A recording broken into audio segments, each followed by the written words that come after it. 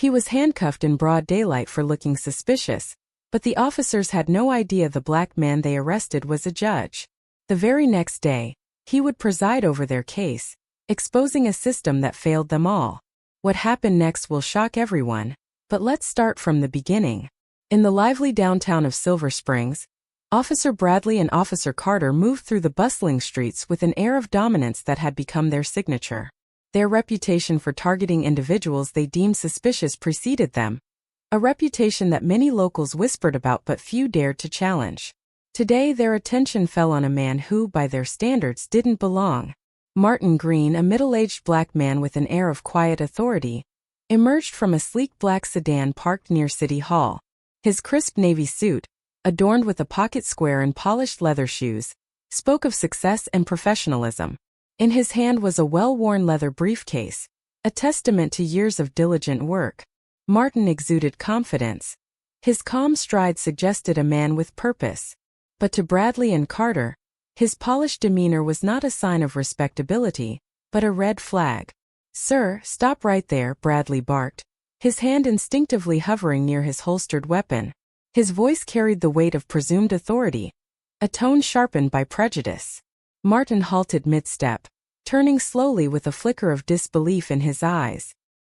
His composed face betrayed only a momentary hesitation before he addressed the officers. "Officers, is there a problem?" His voice was measured, steady, and utterly devoid of panic, a response that seemed to unsettle them.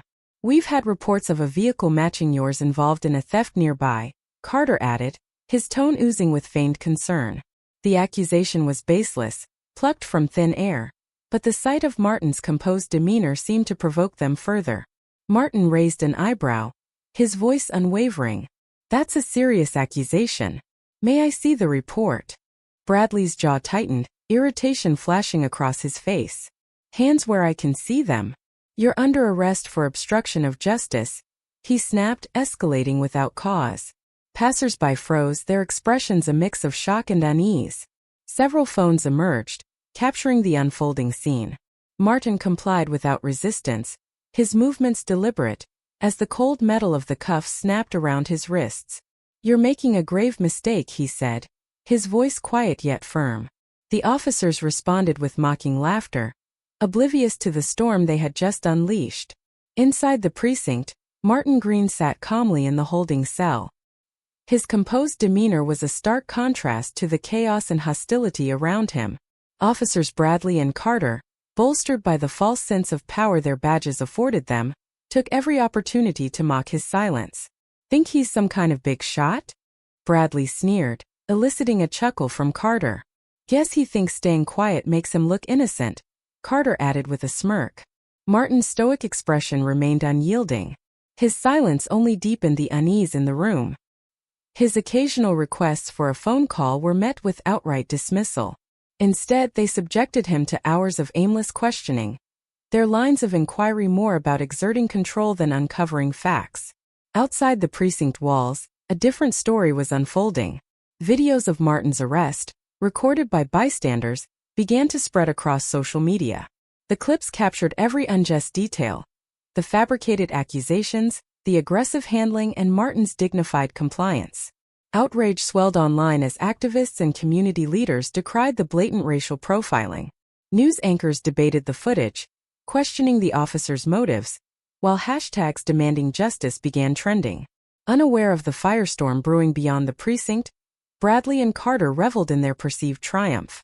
To them, Martin was just another arrest, a number to pad their statistics. The idea that they had detained someone of importance never crossed their minds. In his cell, Martin finally broke his silence. His voice cut through the air with quiet authority as he addressed the sergeant on duty. "I need to contact my office. I have court tomorrow." The sergeant smirked, leaning casually against his desk. "Court? What, you plan to defend yourself in front of a judge?"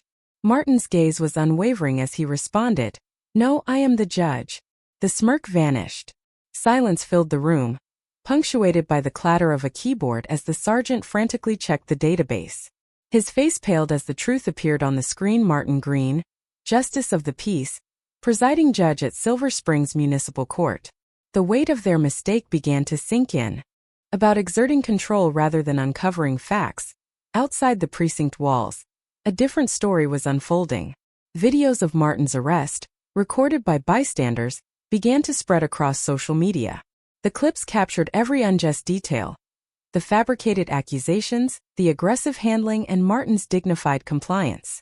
Outrage swelled online as activists and community leaders decried the blatant racial profiling.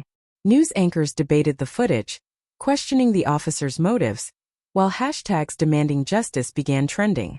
Unaware of the firestorm brewing beyond the precinct, Bradley and Carter reveled in their perceived triumph. To them, Martin was just another arrest, a number to pad their statistics. The idea that they had detained someone of importance never crossed their minds. In his cell, Martin finally broke his silence. His voice cut through the air with quiet authority as he addressed the sergeant on duty. "I need to contact my office. I have court tomorrow." The sergeant smirked, leaning casually against his desk. "Court?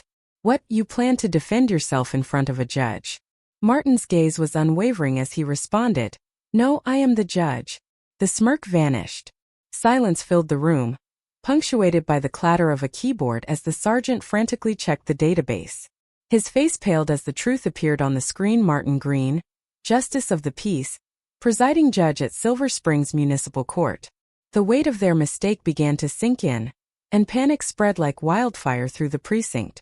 The storm they had unleashed was about to turn against them. The next morning, the courtroom buzzed with anticipation.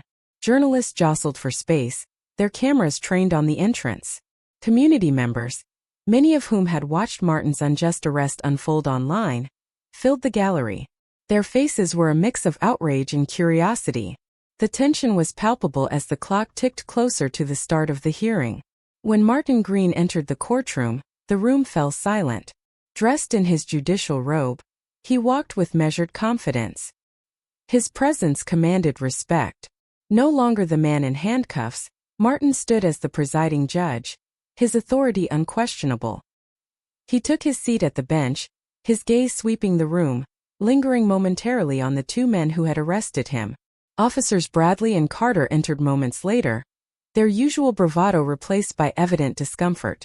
Their faces were pale, their eyes darting nervously around the room, avoiding the stares of the audience and the piercing gaze of the man they had so recently humiliated. "Officers Bradley and Carter," Martin's voice rang out, firm and resolute. "You stand accused of racial profiling, unlawful arrest, and abuse of power. Do you have anything to say in your defense?" The officers fumbled for words, their responses disjointed and unconvincing. They tried to justify their actions with weak excuses, claiming they were following protocol and acting on a report. But their defenses crumbled under the weight of the evidence. The courtroom reviewed viral videos of the arrest, showing Martin's composed demeanor contrasted starkly with the officer's aggression. Witness testimonies described the fabricated accusations and excessive force. And then there was Martin's impeccable record, a justice of the peace with years of dedicated service to the community. As Martin conducted the proceedings with unflinching professionalism, the fire in his eyes betrayed his deeper resolve. The irony of the situation hung heavy in the air. The officers had arrested a man on his way to meet the mayor about community reform, only to become the embodiment of the systemic problems he sought to address. By the end of the session, it was clear the truth had unraveled their narrative, leaving Bradley and Carter exposed. Justice poised to take its course, the verdict came swiftly, delivering a clear message. Officers Bradley and Carter were suspended without pay, pending further investigation. Their reckless actions and the blatant racial profiling they exhibited were no longer matters for internal discussion. They were matters of public outrage. The police chief, visibly strained under the weight of the scandal, issued a public apology. He admitted that the department had failed, not just Martin Green but the entire community. Yet, no amount of remorse could undo the damage to the department's reputation, now seen as a symbol of systemic racism. For Martin, the ordeal became a turning point, not just personally, but for the community he had long served. Rather than harboring bitterness, he chose to channel his experience into action. With his judicial platform and newfound public support, Martin spearheaded an ambitious initiative to reform the local police force. He worked tirelessly with city officials to develop mandatory training programs focused on dismantling racial bias, fostering community engagement, and rebuilding trust between law enforcement and the citizens they were meant to protect. The story of Martin Green, an honorable judge wrongfully arrested by the very system he represented, organized the community.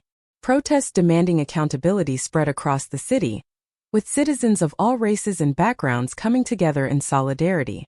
The incident sparked statewide policy reforms, including stricter accountability measures for officers and the establishment of independent oversight committees to investigate misconduct. Months later, as the dust began to settle, Martin found himself on the steps of City Hall, a rare moment of quiet reflection. Below him, a diverse group of police recruits, each selected under the new reforms, filed into the academy. Their faces were a mix of determination and hope, representing a vision of law enforcement built on equity and respect. Martin's faint smile reflected his cautious optimism. While the scars of injustice still lingered, he allowed himself to believe that change was possible. One day, he thought justice would no longer be an uphill battle. It would be a given, a foundation upon which society stood unwavering and fair. For now, he remained steadfast in his mission, knowing the fight was far from over but also realizing that progress, however incremental, was worth every step.